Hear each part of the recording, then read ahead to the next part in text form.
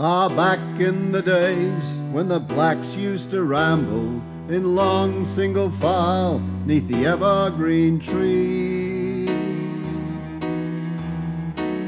The wool teams in season came down from Canamble and journeyed for weeks on their way to the sea.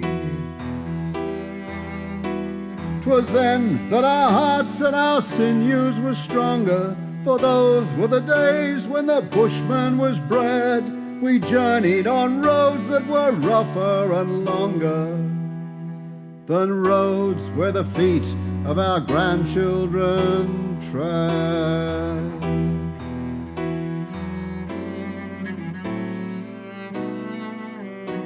With mates who have gone to the great Never Never, and mates I've not seen for many a day, I camped on the banks of the Cudgegong River and yarned at the fire by the old Bullock dray.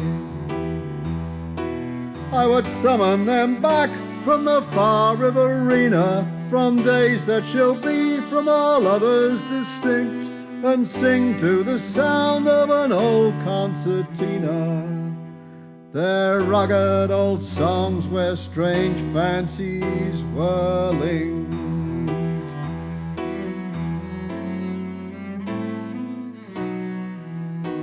We never were lonely for camping together. We yarned and we smoked the long evenings away, and little I cared for the signs of the weather when snug in my hammock slung under the dray. We rose with the dawn were it ever so chilly, when yolks and tarpaulins were covered with frost, and toasted the bacon and boiled the black billy, where high on the campfire the branches were tossed.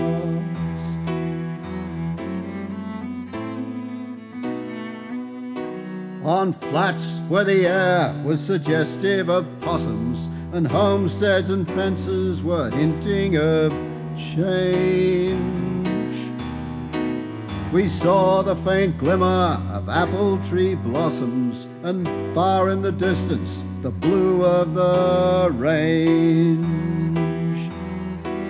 And here in the rain there was small use in flogging the poor tortured bullocks that tugged at the load, when down to the axles the wagons were bogging, and traffic was making a marsh of the road.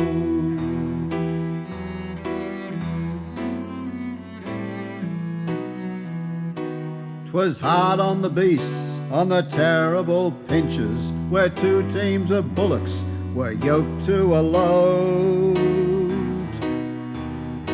and tugging and slipping and moving by inches, halfway to the summit they clung to the road.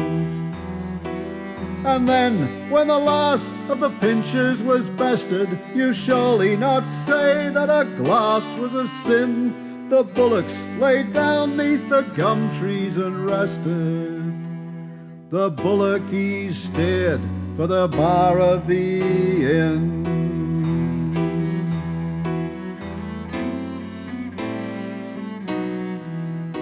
Then slowly we crawled by the trees that kept tally of miles that were passed on the long journey down.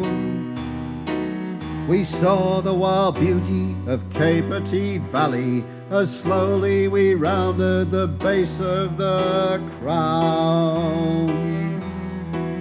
But the poor bullocks were cruelly goaded while climbing the hills from the flats and the vales. 'Twas here that the teams were so often unloaded that all knew the meaning of counting your bales.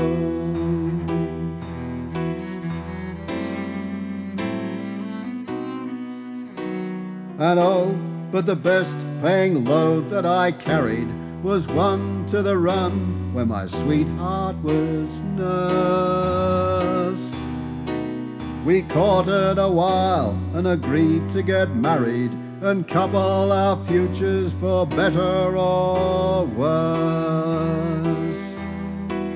And as my old feet grew too weary to drag on the miles of rough metal they met by the way, my eldest grew up and I gave him the wagon. He's plodding along by the Bullocks today.